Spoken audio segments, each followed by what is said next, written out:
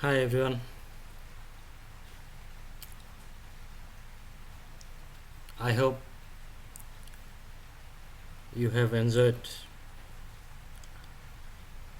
the last few videos on English grammar provided by me. And today we are going to discuss the backbone of the English language, the backbone of the English grammar.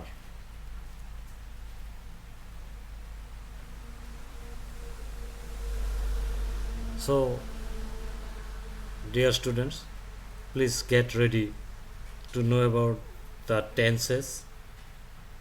Actually, in tenses, we are going to discuss the first of the 12 tenses. You all know that there are 12 tenses in English grammar. So we are going to discuss the present indefinite tense today.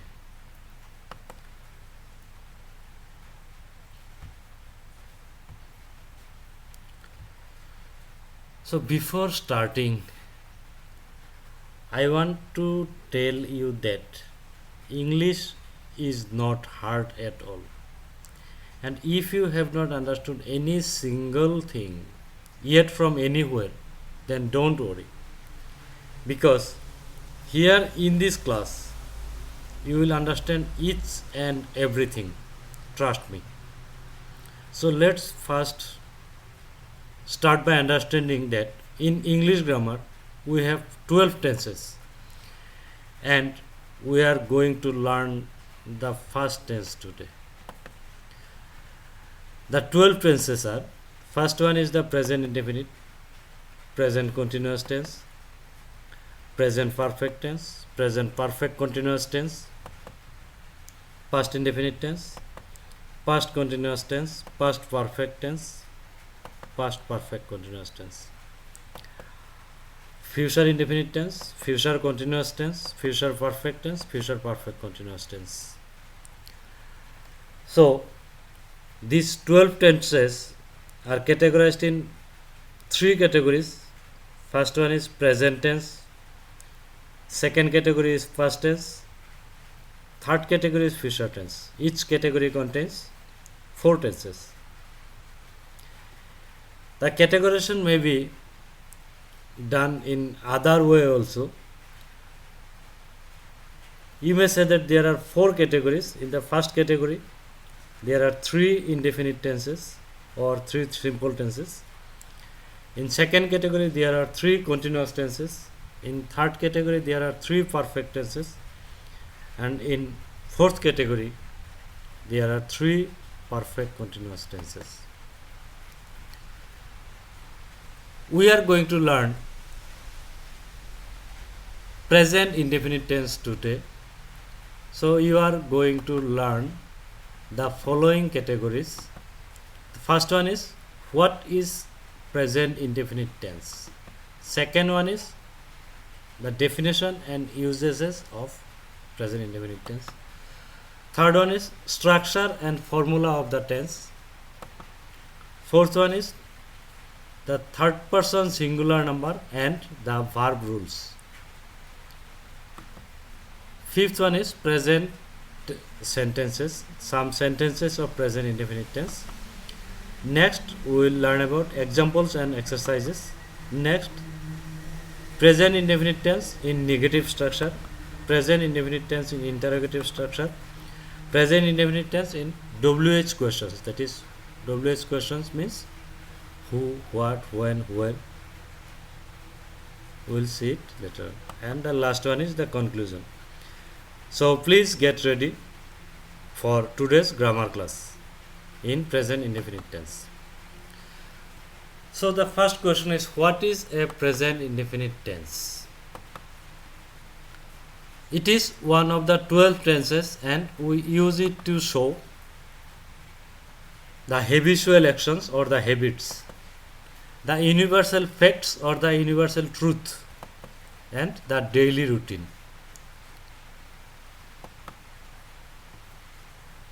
Whenever you get any sentence related to one's habit, or anything related to true to the universe, true to the entire world, or same in the entire world, or any sentence related to one's daily routine, that means this is present indefinite tense. So let's see the definitions and usages now. The first one is habit. What is habit? Something that we do often and regularly. Any work that we do regularly is our habit. He tells a lie. He talks a lot. She smokes. These are some examples of our habit. She tells a lie means she tells regularly. These are habits because they do this every day or every time. So these are habits. These are sentences of habitual action. Number 2, the universal truth or the universal fact. What is this? Wherever you go, there should be you go here. Wherever you go, the fact remains true or same to the entire world. The facts which remain true or same to the entire world are universal truth. Sun rises in the east. Wherever you go in the world, you will get that the sun rises always in the east. Water boils at 100 degrees Celsius. This is true everywhere in the world. Same everywhere in the world. Human dies. Wherever you go in the world, you will get this sentence, human dies. That is, all these are universally true. The third one is daily routine. What is daily routine? The work which we do every day in a sequence are our daily routine. I wake up at 6:30 am. I brush my teeth twice daily. I go to office. All these are the works related to one's daily routine. Now, present indefinite tense. Let us see the structures. Till now, we have understood that the uses or the definitions. Now, we should understand how to make sentences. To do that, we need to see the structure of making present indefinite sentences. First, we will have to put one subject, one verb and one object. Let's see a sentence. They eat rice. In this sentence, they eat rice, there is one subject, one verb and one object. They is the subject, eat is the verb and object is the rice. We will discuss this later. So please memorize that subject plus verb plus object is equal to present indefinite tense. Now, what is subject? Who or what performs the action? You will have to raise the question in the sentence. Who or what performs the action in the sentence is the subject.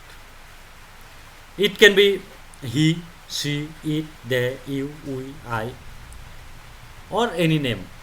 For example, Navid, computer, English, he, she, etc. Subject means the performer. Subject means who performs the work, who does the work is the subject. Here, in the sentence, they eat rice. Now the question arises. You can ask the question, Who eats rice? Who eat rice? Ultimate the answer will be they. So they is the performer, they is the worker in this sentence. So they is the subject here. The second part was subject plus verb. Now let's see what is verb. A word which shows an action is called verb. The word which shows an action or a verb in the sentence is known as verb.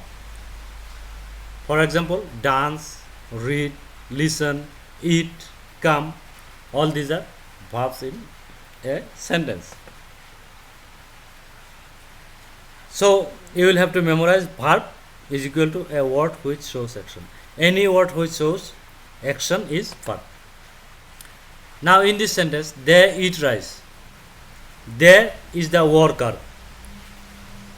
Rice is the work. Rice is not exactly the work.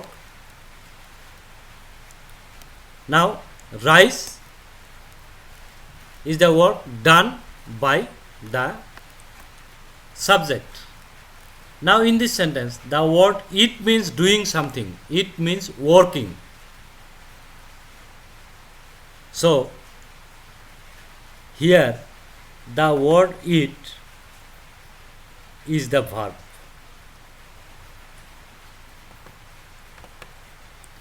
Let us see what is object.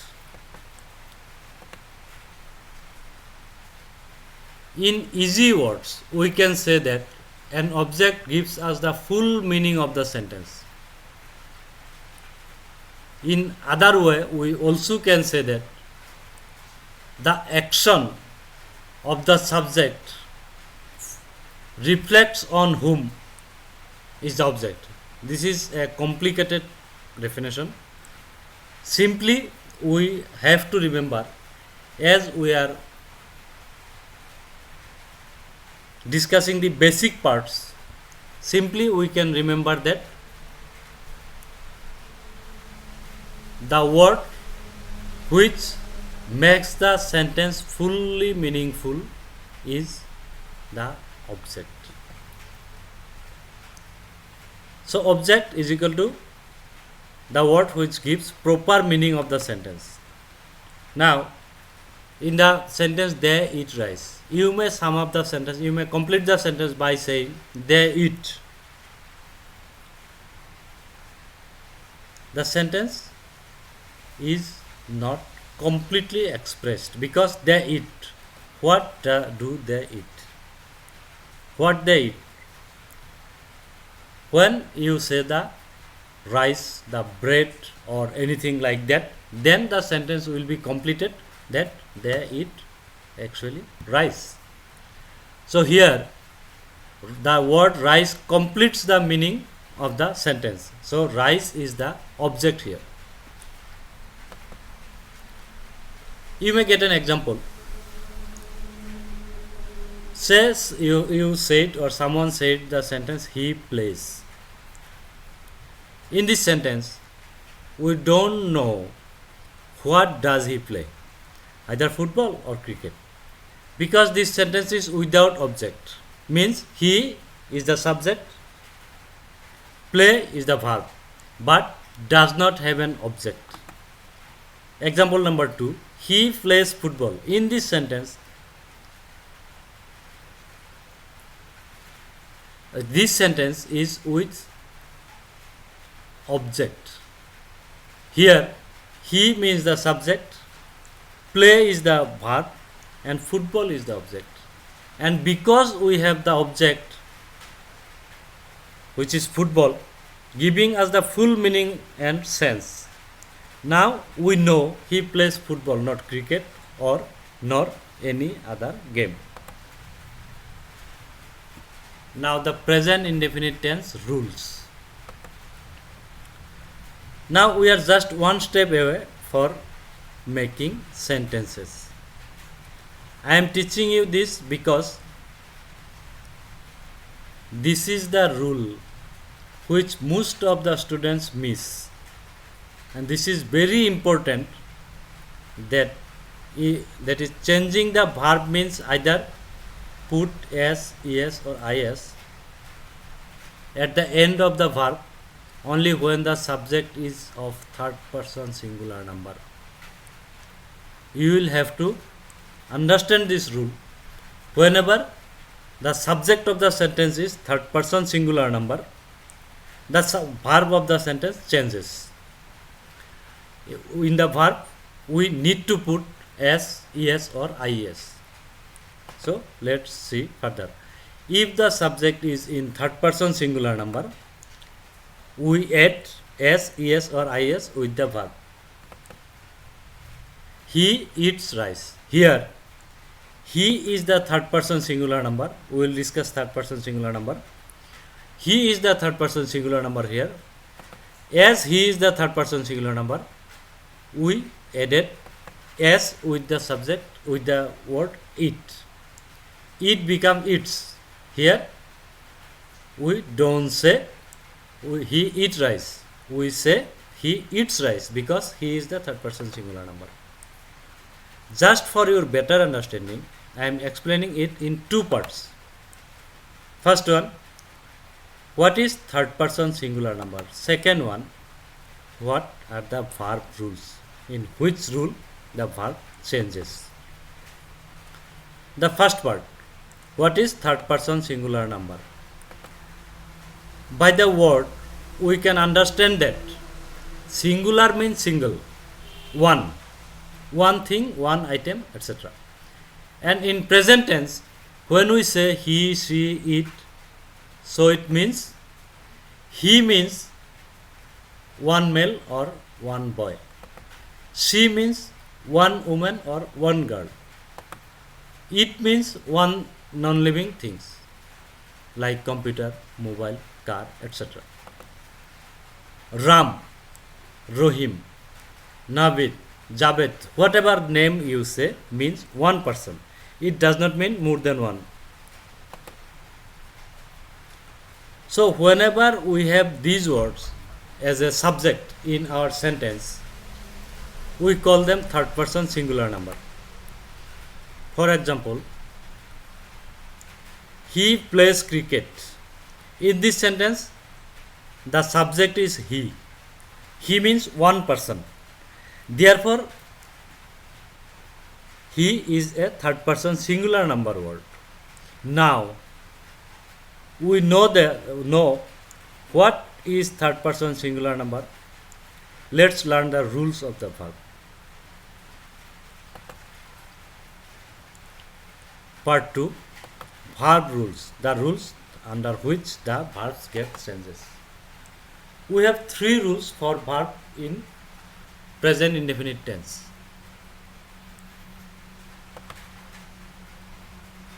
Number 1, if the verb ends with y, then we add ies. That you will have to memorize this.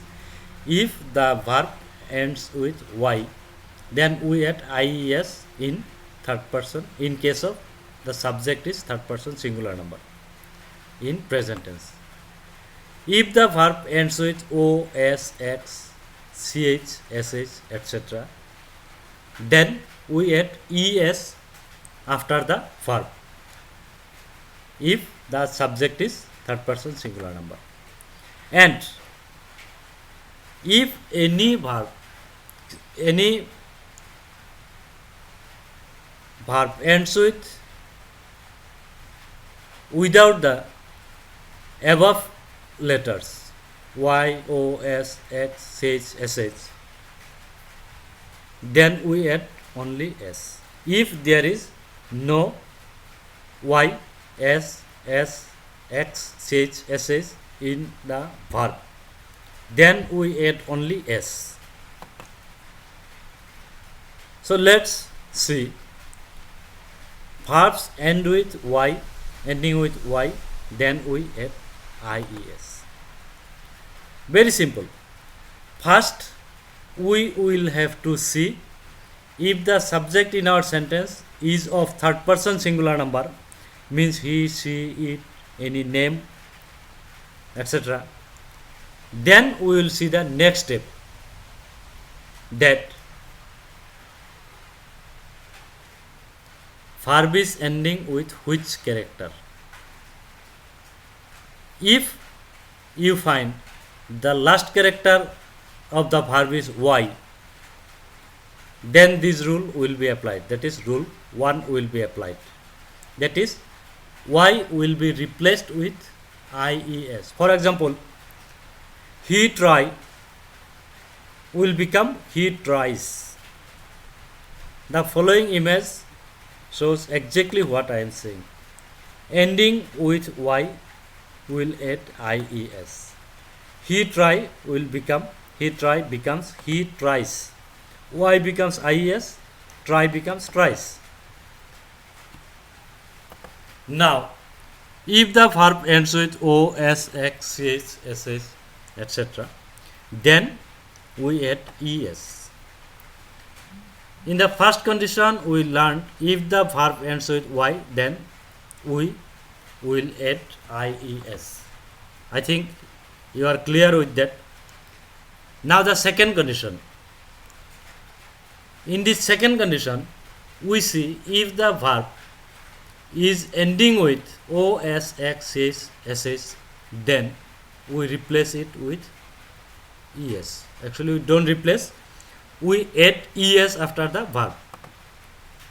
For example, he go becomes he goes.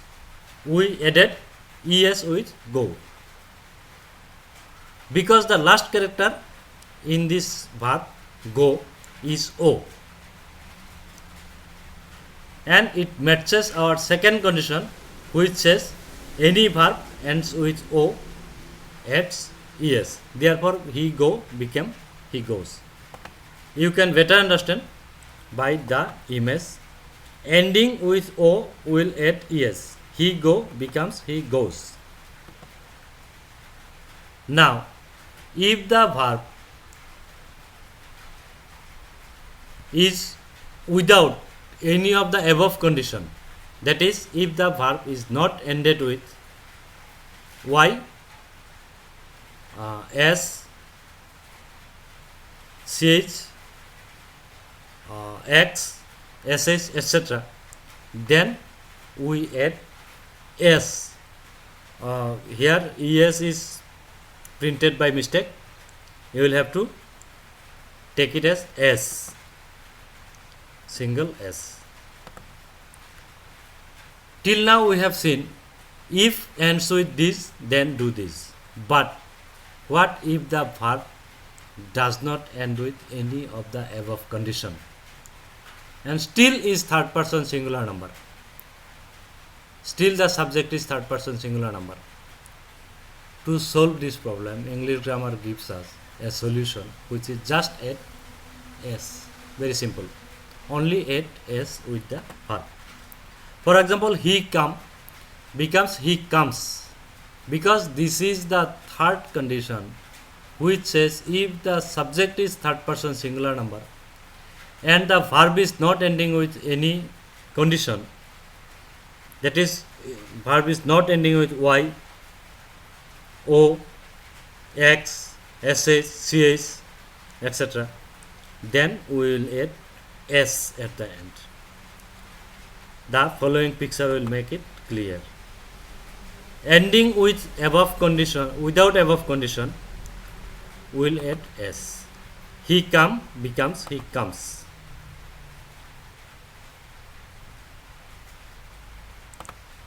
Now, finally, we have reached to the point where we can start learning how to make sentences. So first understand what are the kinds or types of sentences can we make. Kinds of sentences. First one, there are 5 types of sentences. First one is the affirmative sentence or simple sentence. Second one is the negative sentence. Third one is the interrogative sentence. Fourth one is the interrogative sentence. And the last one is WH questions. questions with what, when, etc. Present indefinite tense, last, let's see, simple or affirmative sentence. Simple or affirmative sentence are those sentences in which we don't deny or ask questions. Means they are totally simple. For example, I eat eggs. This is the very simple. Why? Because in this sentence I am not denying or nor asking questions. Affirmative sentence, I write a letter. Here I am not denying. I am not saying that. I am not saying in any negative way. I am not asking a question. So this is an affirmative sentence. Affirmative sentence, the structure is subject plus verb plus object. You will have to memorize. Here I have put some examples of affirmative sentences. In these examples, in these, it should be the THESE, sorry. I am not asking questions nor denying.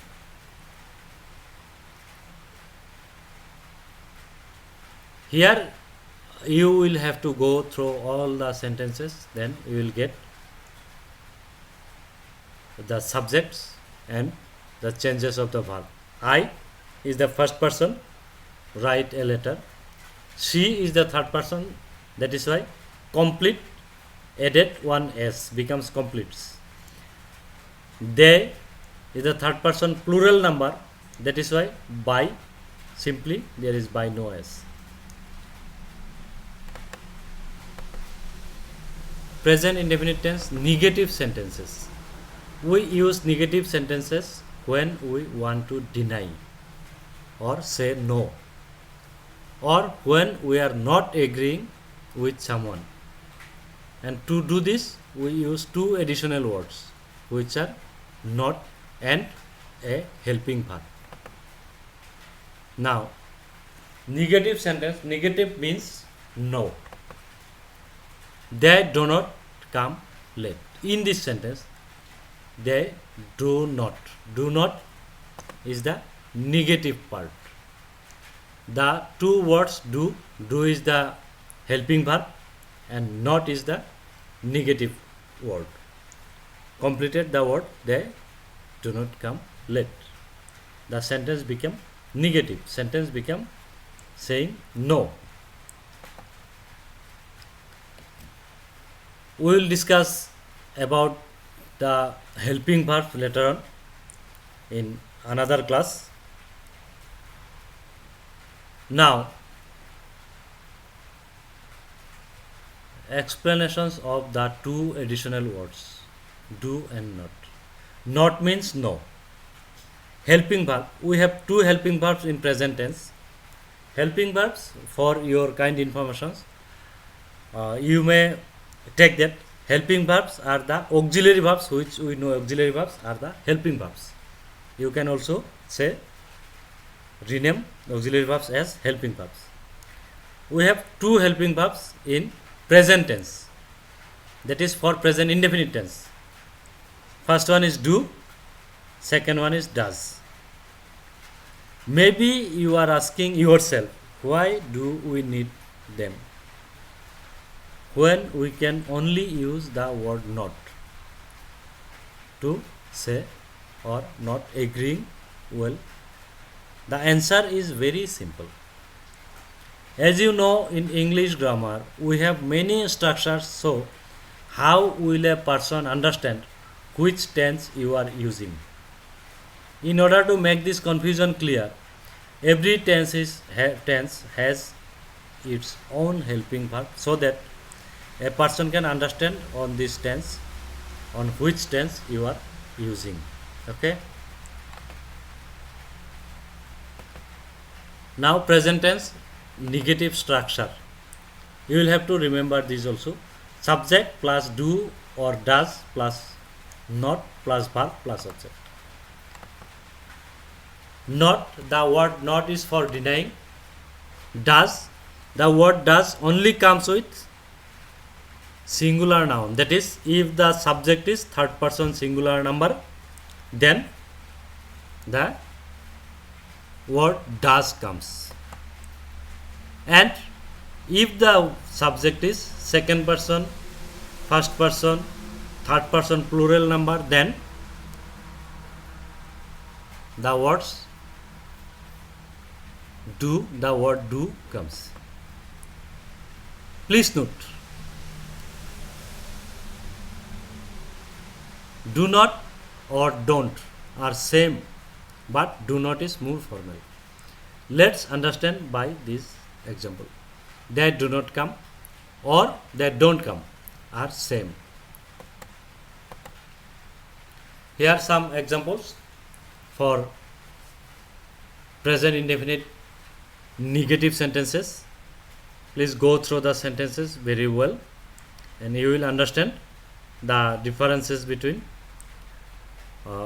first person singular number subject, third person singular number subject, first person subject, and third person plural number subject, and second person subjects. Now let us see the interrogative sentences. We use interrogative for asking questions.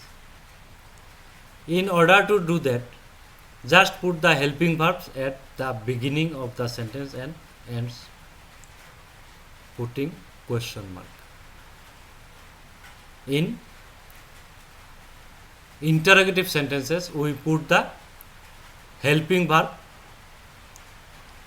at the beginning of the sentence and we end up the sentence with a question mark. Helping verb and question mark.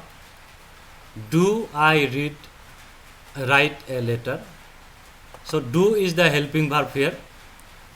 This do starts the sentence and question mark ends the sentence. You will have to remember always the helping verb in case of present indefinite interrogative sentences. Do starts the question, a sentence, and question mark ends the sentence. Structure: do or does plus subject plus verb plus object plus question mark. Some examples are given here. You go through the examples. Now, present indefinite WH questions. WH questions means question starts with WH. That is, starts with who, what, where, who, all this, when. They are like a normal interrogative sentences, but they have two conditions. First one is they start from what and when words. In case of present indefinite tense WH questions, the question starts with what and when. In case of our previous interrogative sentences, we could answer the questions with yes or no. Do you like to eat? Yes or no. Do you play cricket? Yes or no. Does he go to school? Yes or no. But here